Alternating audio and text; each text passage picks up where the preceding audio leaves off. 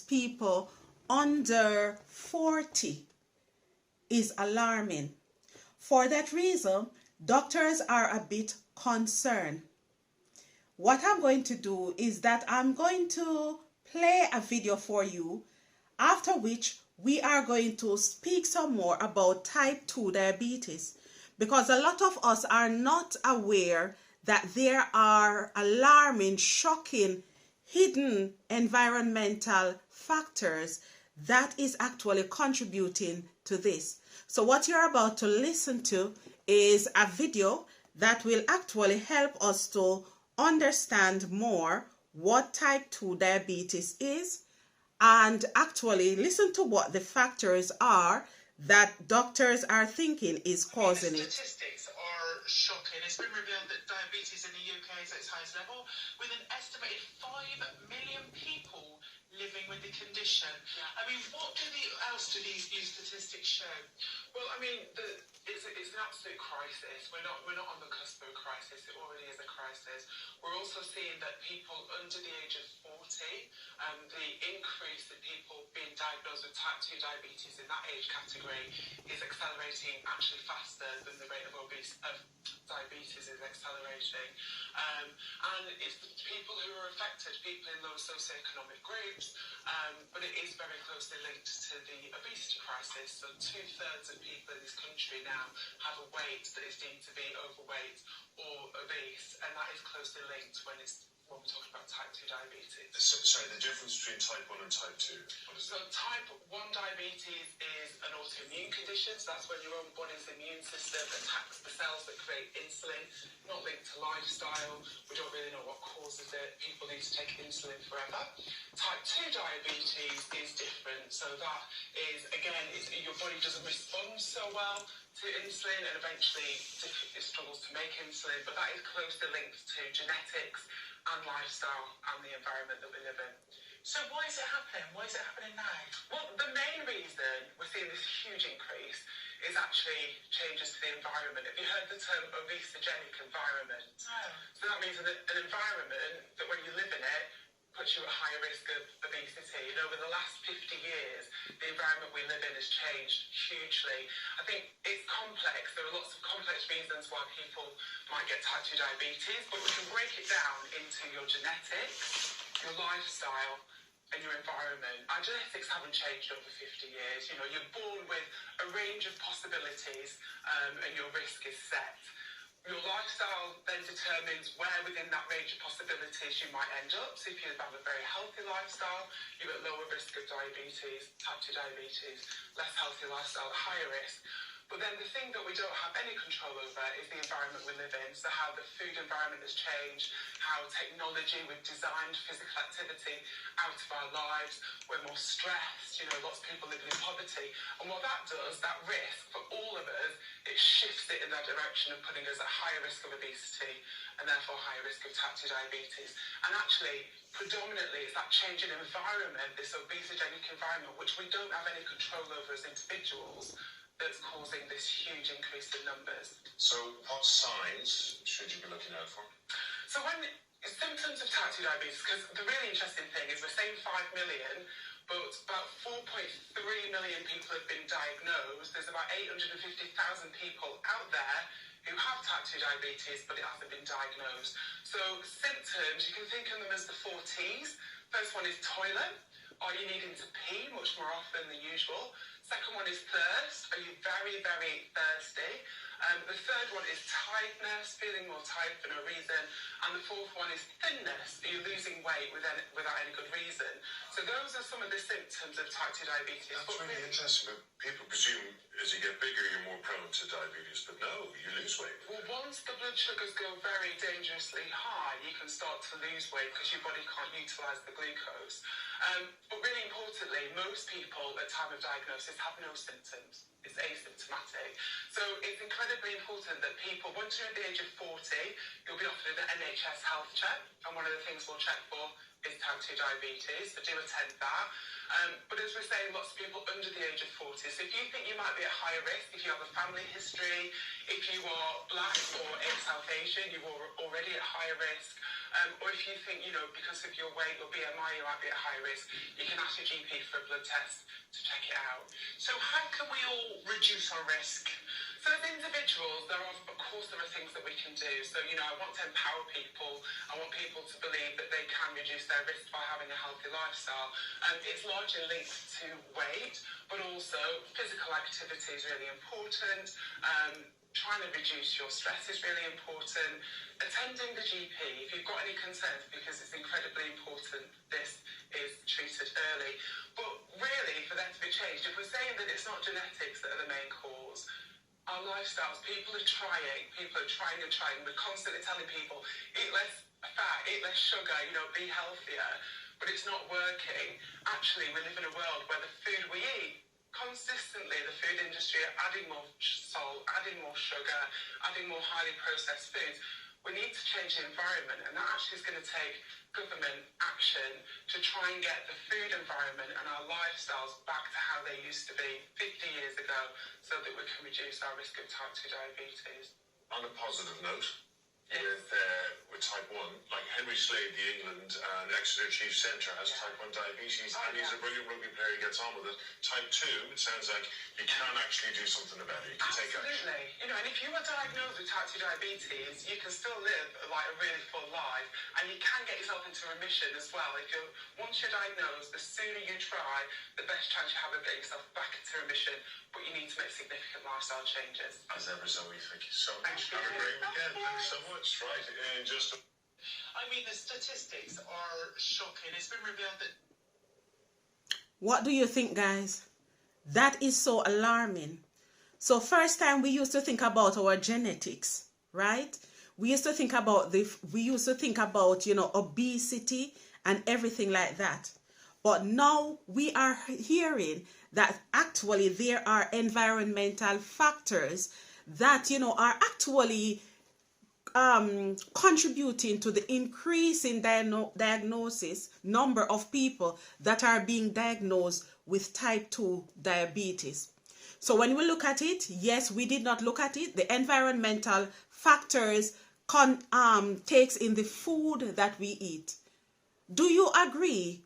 I have noticed it that actually, sometimes you say that at home, I am being mindful of the amount of sugar I'm using.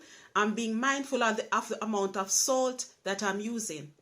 But if you look at like the fast food, if you look at the takeaways, not just that, the food, even the food that you buy in the supermarket, because a lot of you would have known that salt is like a preservative.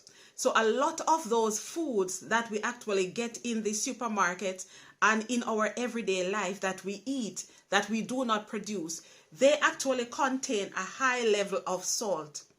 And if you look into it, when you carefully look into it, you'll realize that even without you thinking, we're actually eating more salt, we're actually eating more sugar than we actually intend to. Yes, we can control what goes on at home, but when you look into it, if you buy a packet of crisps, it is already salted. So the food that you actually buy, the salt, the sugar is already added. So what we have to do is to pay close attention to it. The environmental factors, as the doctor has pointed out, it includes like the food that we eat. We have to look at it. We have to think about technology, how technology has changed everything. A lot of us, because of technology, because of our lifestyle, because of our work, what happens is that we are working more, we are more stressed. We hardly have time to actually prepare stuff for ourselves. So what do you know? It is so convenient for us to just get a takeaway, for us to just, get like a fast food on our way home. But now that you're hearing that, look guys, the rate of type 2 diabetes is actually increasing. More and more people are being diagnosed with it.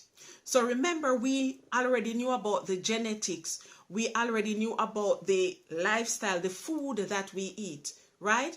But we have to now pay attention to the environmental factors. And like we have said, the environmental factors, like you have heard from the doctor, the environmental factors, it takes in the food that we eat, technology that is there, our lifestyle, and the stresses.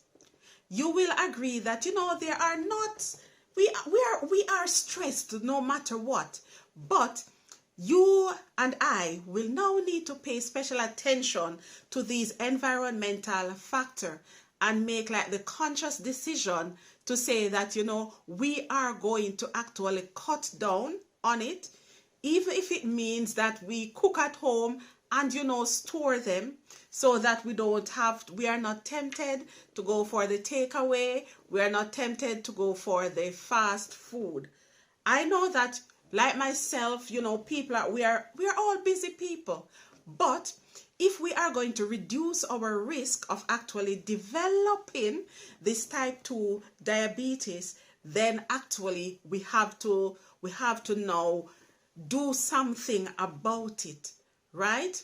And remember, Black and Asian people are more, you know, they are more at risk of actually developing type 2 diabetes from even before we are now learning about the environmental factors, that on top of everything we need to now take that into consideration as well. So there are certain things from what I have heard in the video we need to pay attention to, and I will take in notes, pay attention to our health. So we have to practice healthy lifestyle, ensure that we have a healthy lifestyle, get active, physically active, and we have to reduce the stresses. I want you to pay attention as well to like some of the symptoms. I'm going to play the video again. I'm going to end my video by playing this video again, and just for you to pay attention to like the symptoms to look out for. Also, this time around, when you're listening to it for the second time, look out for, pay attention to, you know, how we can actually reduce the risk. And remember, if you are in doubt or if you're experiencing the symptoms, then of course the first line of contact should be your GP, should be a doctor, to ensure that, you know, actually if you are developing the condition, then at least you can get some support with it. Remember that even if you have been diagnosed with type 2 diabetes, it can be reversed, but it has to take action from what we have heard. And remember that the sooner that corrective actions is taken, then the better, the greater the chance of the condition being reversed as well.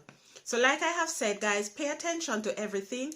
And like myself, I am going to pay attention to the kind of food that I eat, not just because we always talk about what we cook. We don't want to cook with salt, but also remember that the food that we are getting in the supermarket, they already have that amount of salt. The sugar is in it. So it's not like you can take out the salt that they have already put in it. So when we are buying stuff, we have to make conscious decisions, right? When conscious decisions in what we are selecting.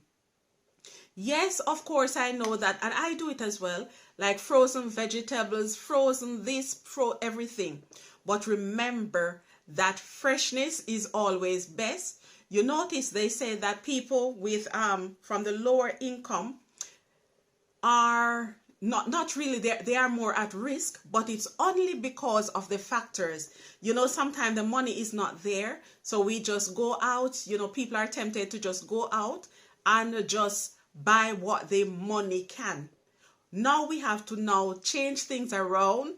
Even if it means that we are going to budget, we are going to go for the natural, we are going to go for healthy choices. We are going to cook more for ourselves, prepare our meals at home ourselves. Yes, it takes longer, but health is wealth. So if you can do something about it now, that is going to actually, make you a healthier person, that is going to actually reduce the risk of you actually developing type 2 diabetes, then you know that that can only be a good thing. I love a good takeaway. I love the fast food. But now that we are hearing, right, that the number of people being diagnosed with type 2 diabetes is going up, and remember, they're actually saying that the under 40s as well. So what it means is that everybody will need to be mindful of this. And I am convinced, guys, like myself, I know that you are seeing it already. You can do it. You are telling yourself that you can do it. I'm telling myself that I can do it. As a family, Destiny family, we can actually do it. So what I'm going to do now is that I'm going to end this video by replaying what the statistics have revealed. And of course, if you have not yet subscribed to this channel, I would say go ahead, subscribe. I have actually developed a playlist as well for health. So, I would suggest, or I would encourage you to actually go through the videos under that playlist as well. And every week I'll try to bring something to do with health or something that is of interest, because we are learning together as a family. So until I upload another video, my Destiny family, take care of yourself and listen to the video that I'm going to play again. With an estimated 5 million people living with the condition. I mean, what else do these new statistics show? Well, I mean, it's an absolute crisis. We're not on the cusp of a crisis. It already is a crisis. We're also seeing that people under the age of 40, the increase in people being diagnosed with type 2 diabetes in that age category is accelerating actually faster than the rate of diabetes is accelerating. And it's the people who are affected, people in low socioeconomic groups, but it is very closely linked to the obesity crisis. So 2/3 of people in this country now have a weight that is deemed to be overweight or obese, and that is closely linked when we're talking about type 2 diabetes. Sorry, the difference between type 1 and type 2, what is So it? type 1 diabetes is an autoimmune condition, so that's when your own body's immune system attacks the cells that create insulin, not linked to lifestyle. We don't really know what causes it. People need to take insulin forever.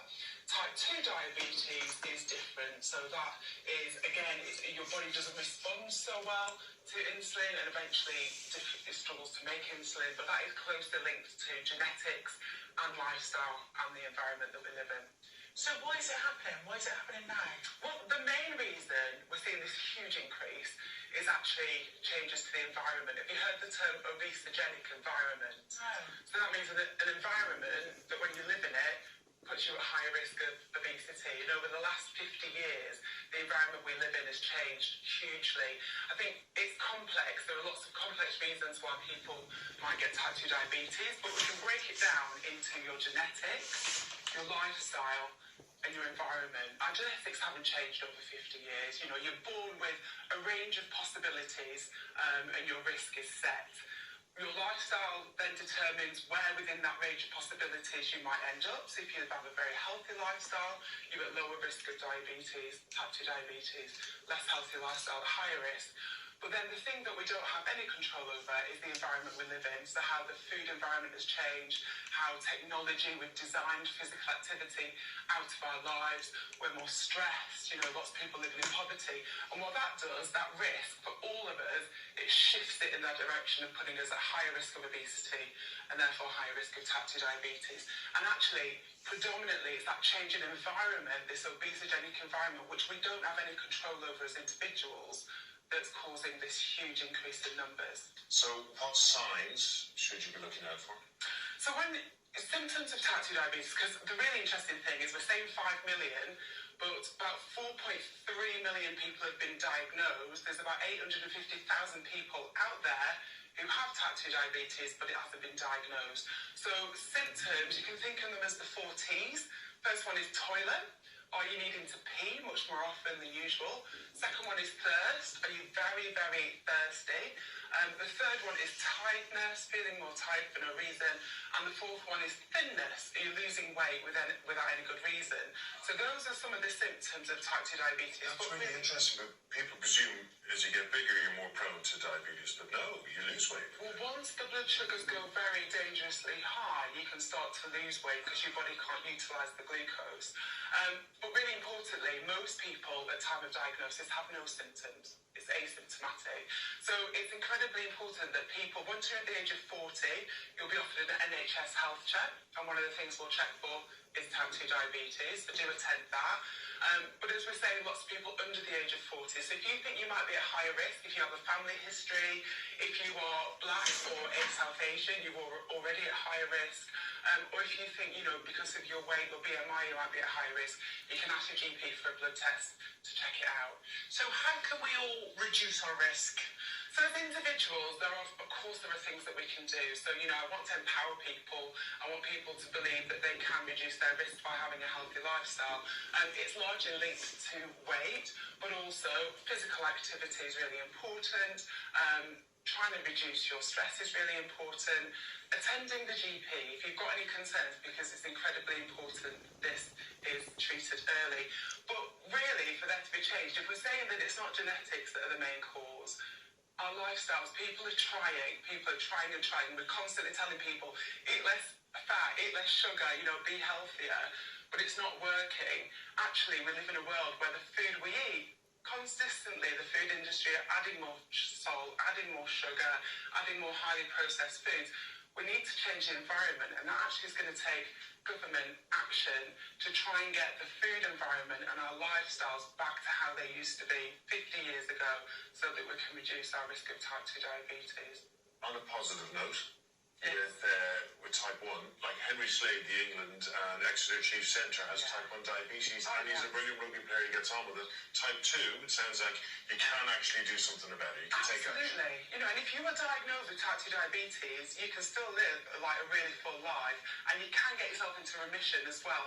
Once you're diagnosed, the sooner you try, the best chance you have of getting yourself back into remission. But you need to make significant lifestyle changes. As ever, Zoe, thank you so Thank much. you. Have a great weekend. Thanks so much. Right, in just a